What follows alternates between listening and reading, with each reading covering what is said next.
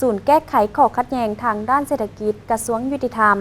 จัดสุดฝึกอบรมเวียกงานแก้ไขข้อขัดแย้งทางด้านเศรษฐกิจที่แขวงบุรีคำไซพิธีจัดขึ้นในระหว่างวันที่23-27 มิถุนายน 2025อยู่ห้องว่าการแขวงบุรีคำไซโดยการเป็นประธานร่วมของท่านนางดวงมณีเหล่าเมาหัวหน้าศูนย์แก้ไขข้อขัดแย้งทางด้านเศรษฐกิจท่านนางพิสมัยโคตรปัญญาห้องหัวหน้าแผนกยุติธรรมแขวงบุรีคำไซมีสภาทนายความสถาบันยุติธรรมแห่งชาติบรรดาสาขาธนาคารวิทยากรและแผนกการอ้อมข้างเข้าร่วมท่านนางดวงมณีเหล่าเมาได้กล่าวว่า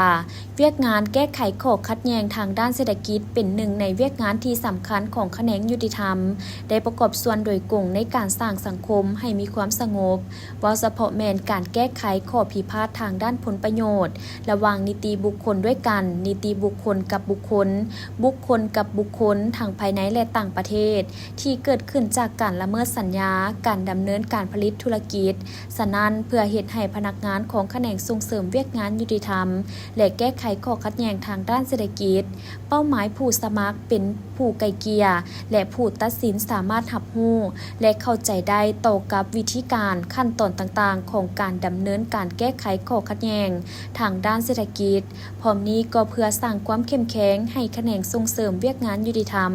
และแก้ไขข้อขัดแย้งทางด้านเศรษฐกิจและผู้เฮ็ดหน้าที่รับผิดชอบเวียกงานดังกล่าวรวมทั้งเป้าหมายผู้สมัครเป็นผู้ไกล่เกลี่ยและผู้ตัดสิน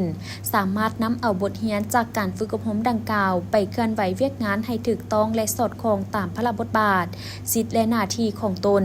ศูนย์แก้ไขข้อขัดแย้งทางด้านเศรษฐกิจจึงได้สร้างแผนกิจกรรม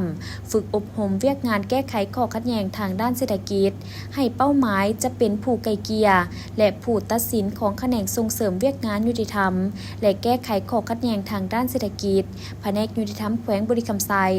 จุดประสงค์การฝึกอบรมในครั้งนี้เพื่อปฏิบัติพระบทบาทของศูนย์แก้ไขข้อขัดแย้งทางด้านเศรษฐกิจในการคุ้มครองมหภาคเกี่ยวกับเวียกงานแก้ไขข้อขัดแย้งทางด้านเศรษฐกิจในทั่วประเทศให้พนักงานเป้าหมายผู้สมัครเป็นผู้ไกล่เกลี่ยและผู้ตัดสินสามารถเคลื่อนไหวเวียกงานได้อย่างถูกต้องและสอดคล้องตามพระบทบาทสิทธิและหน้าที่ของตน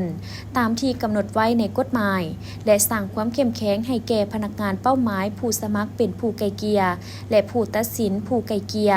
ของแขนงส่งเสริมเวียกงานยุติธรรมและแก้ไขข้อขัดแย้งทางด้านเศรษฐกิจให้มีคุณภาพสามารถเป็นผู้ไกล่เกลี่ยและผู้ตัดสินที่มีมาตรฐานและเป็นที่น่าเชื่อถือของผู้มาใช้บริการสำหรับเนื้อในการฝึกอบรมครั้งนี้มีความรู้ทั่วไปเกี่ยวกับเวียกงานแก้ไขข้อขัดแย้งทางด้านเศรษฐกิจทักษะการแก้ไขข้อขัดแย้งทางด้านเศรษฐกิจด้วยการไกล่เกลี่ยทักษะการแก้ไขข้อขัดแย้งทางด้านเศรษฐกิจด้วยการตัดสินการติดตามการปฏิบัติผลของการแก้ไขข้อขัดแย้งทางด้านเศรษฐกิจบางบทเรียนของต่างประเทศเกี่ยวกับเวียกงานแก้ไขข้อขัดแย้งทางด้านเศรษฐกิจค่าใช้จ่ายในการดำเนินการแก้ไขข้อขัดแย้งทางด้านเศรษฐกิจ